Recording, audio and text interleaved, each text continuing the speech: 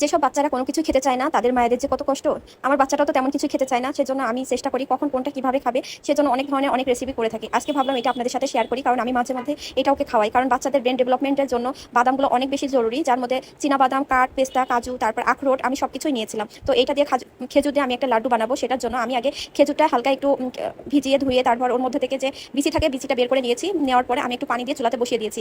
আর আমি এখানে কোনো ফ্রাই প্যান ব্যবহার করিনি, কারণ ফ্রাই প্যানের রান্নাটা সবসময় স্বাস্থ্যসম্মত হয় না। সেজন্য আমি এই পাতিলগুলোতেই ট্রাই করি রান্না করার জন্য, সেজন্য এটাতেই বসিয়ে দিয়েছি। তো খেজুরটা একটু বেশি করে পানি দিয়ে, খুব বেশি না, মোটামুটি একটু পানি দিয়ে বসিয়ে দিয়েছি। দেওয়ার পর একটু মানে মজে আসলে তারপরে আমি দিয়েছিলাম আমার ফ্রিজে নারকেল কুড়ানো ছিল, সেই নারকেলটা দিয়ে দিয়েছি। নারকেলটা দিয়ে আমি সামান্য 1 চিমটি লবণও দিয়েছি। ওইটা দেওয়ার পর আমি একটু ভালো করে নাড়াচাড়া করে নিয়েছি। আর যদি সাদা তিলটা থাকতো আমি সাদা তিলটাও দিতাম, ওইটা দিলেও টেস্ট অনেক বেশি ভালো আসে।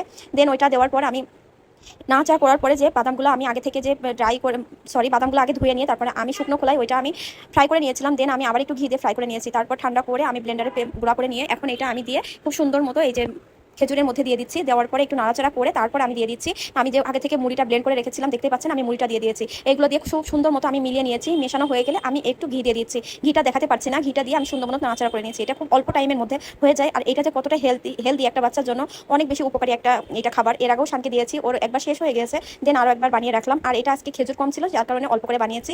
এটা আমি এখনও ঠান্ডা হয়ে যাওয়ার পর দেখতে পাচ্ছেন ওকে আমি খাইয়ে দিয়েছি। আর এখন ঠান্ডা হয়ে যাওয়ার পর আমি এটা লাড্ডু শেপে করে নিচ্ছি। যেহেতু আমার কাছে সাদা তিল নাই কিংবা ড্রাই নারকেলও নাই, সেজন্য ওইটা গার্নিশের জন্য আমি দিতে পারছি না। জাস্ট এইভাবে আমি লাড্ডু আকারে শেপ করে বানিয়ে রেখে দিলাম। এটা ও যখনই খেতে চাইবে আমি এখান থেকে ওকে একটা করে দিব, দেন ও খেয়ে নিবে। আলহামদুলিল্লাহ আমার বাচ্চাটা এটা যেটুকু পারে খাই। তো আপনাদের কাছে এই রেসিপিটা কেমন লাগলো অবশ্যই কমেন্ট করে জানাবেন। আজ এই পর্যন্ত, আল্লাহ হাফেজ।